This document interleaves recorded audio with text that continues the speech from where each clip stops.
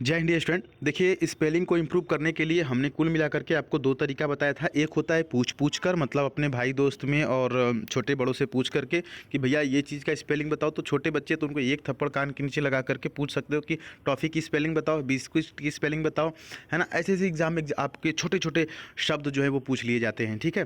तो उनको इस तरह से पूछ करके अगर उनको आता है तब तो आप सुन के उनका याद कर लेंगे, अगर नहीं आता है तो आप खुद उनको बताएंगे तो एक बार आपको याद हो जाएगा।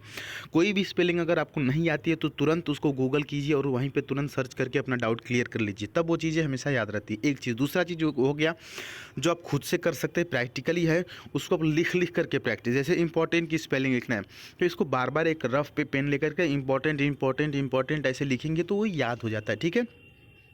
चलिए, ज़्यादा समय आपका नहीं लेंगे, ये छठा वीडियो है, चूँकि हम पहले तरीका बता चुके हैं। एक चीज़ और फिर से ऐड कर देना चाहते हैं कि जब आपके एग्ज़ाम में स्पेलिंग पूछ ले, जैसे यही लिटरेचर लिखा हुआ है, ठीक है, तो लिटरेचर की स्पेलिंग कैसे पूछेगा? चार ऑप्शन देगा, किसी में ई गायब करके ए दे देगा, किसी में यू की जगह आई दे देगा, किसी में ए की जगह ई दे देगा, और उसके बाद पूछेगा कि इन चारों में से लिटरेचर की कौन सी स्पेलिंग सही है। तो आप उन ऑप्शंस को न देखेंगे, पहले क्या करेंगे कि आपको वहाँ पर एग्ज़ाम में एक वाइट पेपर भी मिलता है रफ कार्य करने के लिए। तो रफ कार्य पर क्या करेंगे कि लिटरेचर अपनी पेन से लिखेंगे, अलग से पेन या पेंसिल लेके जाएंगे, वहाँ पर लिखेंगे लिटरेचर, और जो लिटरेचर की स्पेलिंग सही होगी वो ऑप्शन से आप मिलाएंगे, उसके बाद सही कर देंगे। क्योंकि ऑप्शन वो इसीलिए देते हैं ताकि आप कंफ्यूज हो जाएं, ठीक है। आप खुद अपना जो आपको आता रहेगा वही भूल जाएंगे कि सच में मतलब क्या एग्जैक्टली स्पेलिंग था, ई था कि आई था, आप खुद कंफ्यूज कर जाएंगे। खैर, अब आते हैं मुद्दे पर।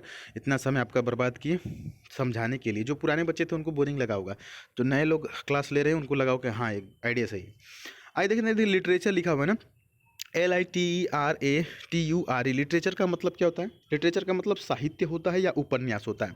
लिटरेचर की स्पेलिंग आपके एग्जाम में पूछी जा चुकी है, ठीक है।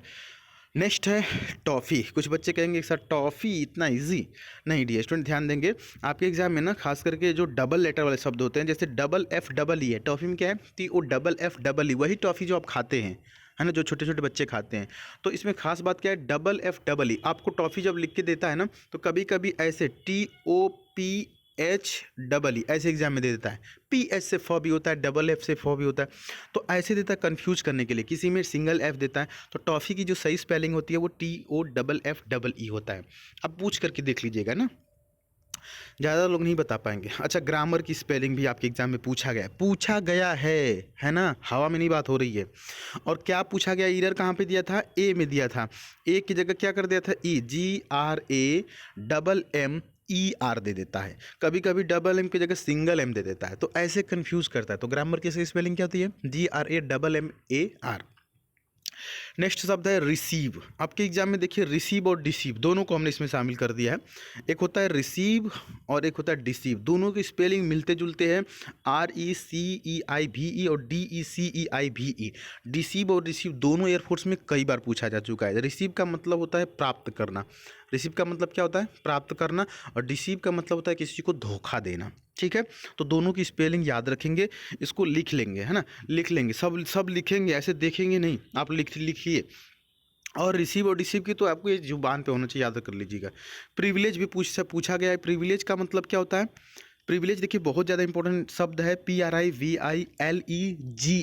कन्फ्यूजन करता है, ई की जगह क्या कर देता है, ए दे देता है ना। तो प्रिविलेज का मतलब क्या होता है, विशेषाधिकार। ये वन वर्ड में भी आता है, ऐसे करके आता है, a special right that only one person or group has ना।